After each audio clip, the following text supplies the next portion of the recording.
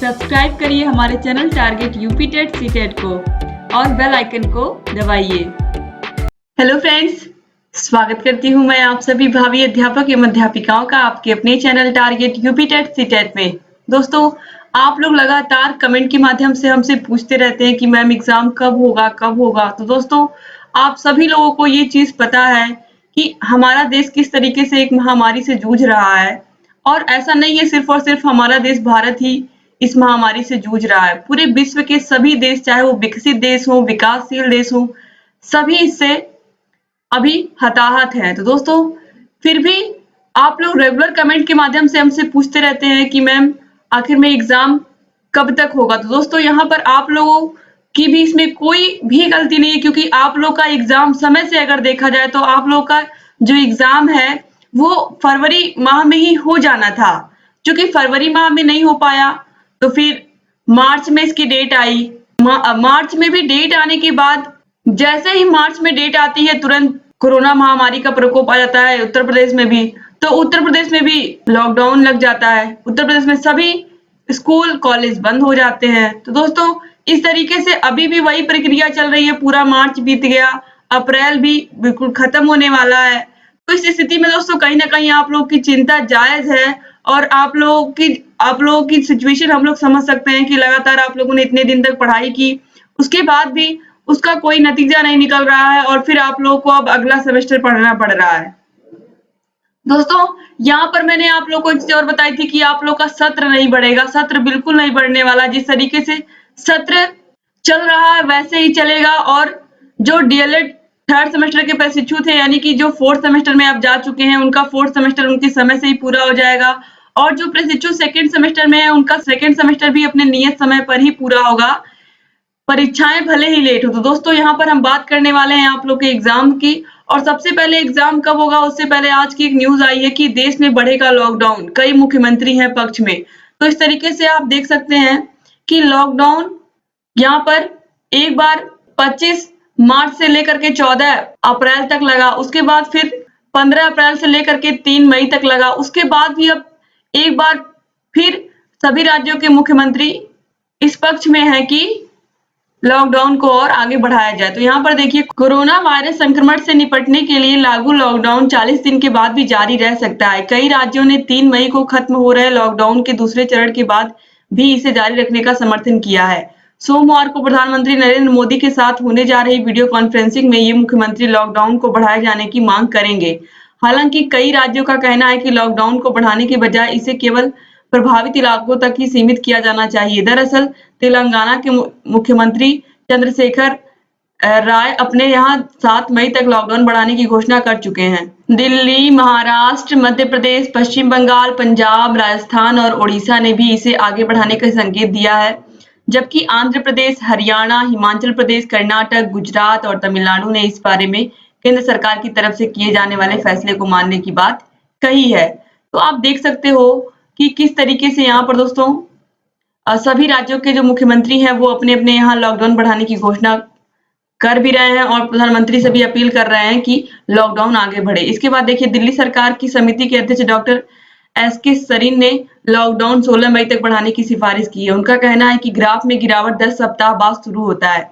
दिल्ली में 10 सप्ताह 16 मई को पूरे हो रहे हैं। राजस्थान के मुख्यमंत्री अशोक गहलोत एक साथ लॉकडाउन हटाने के पक्ष में नहीं है। उन्होंने कहा लॉकडाउन को चरणबद्ध तरीके से हटाया जाना चाहिए और फैसले का अधिकार राज्यों को होना चाहिए।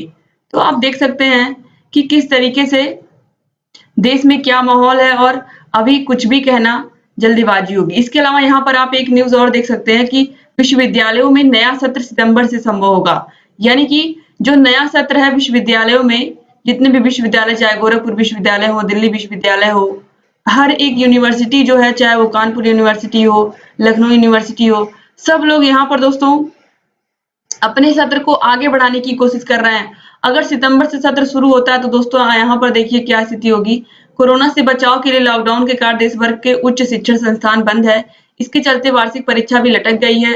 यूजीसी की कमेटी ने सरकार को अपनी रिपोर्ट में सितंबर से अकादमिक सत्र 2020 शुरू करने का सुझाव दिया है, क्योंकि नया सत्र शुरू होने से पहले 12वीं बोर्ड परीक्षा के साथ जेईई मेन और नीट का रिजल्ट जारी होने जरूरी है। आप सभी को पता है कि जो 12वीं बच्चे पास करते हैं उसमें जेईई मेन और नीट के एग्जाम होते हैं, क्योंकि अगर इंजीनियरिंग करना है बच्चे को तो जेईई मेंस देना होगा। और इसके अलावा दोस्तों यहाँ पर देखिए, अगर नीट का एग्जाम, अगर उसको डॉक्टर बनना है बच्चे को तो नीट का एग्जाम देना होगा। इस तरीके से यहाँ पर आप देखिए कि अगर किसी भी कोर्स में प्रवेश लेना है, कोई भी नई कक्षा में जाना है या नए विश्वविद्यालय में एडमिशन लेना है, तो उसके लिए बच्चे को 12वीं पास होना जरूरी है। और 12वीं के ही एग्जाम अभी सही से कंप्लीटली नहीं हो पाए हैं, तो आप देख सकते हैं कि अभी सत्र शुरू होने में भी कितना लेट है। तो कहीं ना कहीं आप लोग के डीएलएड के एग्जाम पर भी इसका निश्चित रूप से प्रभाव पड़ने वाला है।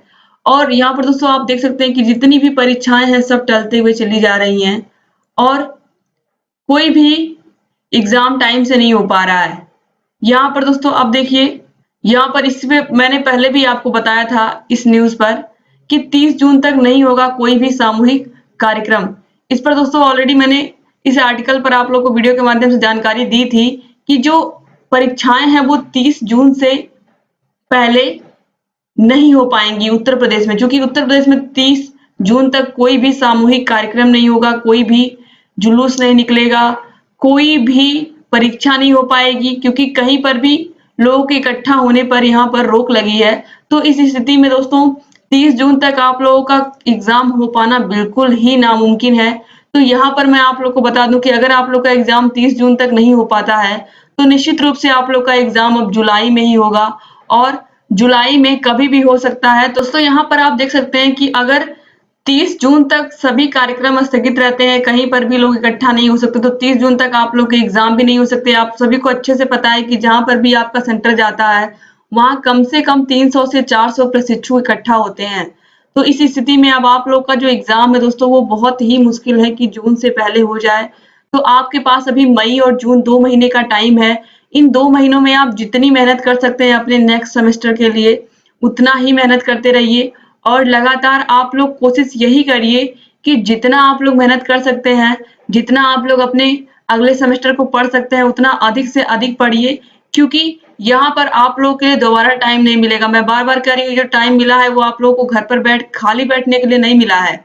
आप लोग अपने नए सत्र की पढ़ाई करते रहिए, नए सेमेस्टर की परीक्षा लगातार तैयारी करते रहिए। आप लोग को ऑनलाइन क्लासेस लगातार हमारे channel target UP TET CTET पर आप लोगों को हम लोग अवेलेबल करवा रहे हैं। इसके अलावा हम लोग आपको लगातार दोस्तों हर एक सब्जेक्ट का क्लास ले रहे हैं आप लोग के, चाहे वो इंग्लिश विषय हो, फर्स्ट पेपर हो, आपका सेकंड पेपर हो, सभी विषयों को, मैथ का पेपर हो, ताकि आप लोग अभी से अपने सभी सब्जेक्ट को बिल्कुल स्ट्रॉन्ग करके चलें। और दोस्तों कॉलेज में क्लासेस चल पाना बहुत मुश्किल है, इसीलिए कॉलेज के शिक्षक भी कुछ लोग ऑनलाइन आकर के पढ़ा रहे हैं। तो यहाँ पर दोस्तों हम लोग लगातार आपको अपने channel target UP TET CTET पर हर एक सब्जेक्ट को बिल्कुल डीपली पढ़ा रहे हैं, हर एक सब्जेक्ट की क्लास ले रहे हैं, ताकि कहीं भी किसी प्रकार की कोई समस्या ना हो आपको। और लगातार आप लोग ऐसे ही सभी विषयों को पढ़ते हुए चलें और सभी विषयों को समझते हुए चलें।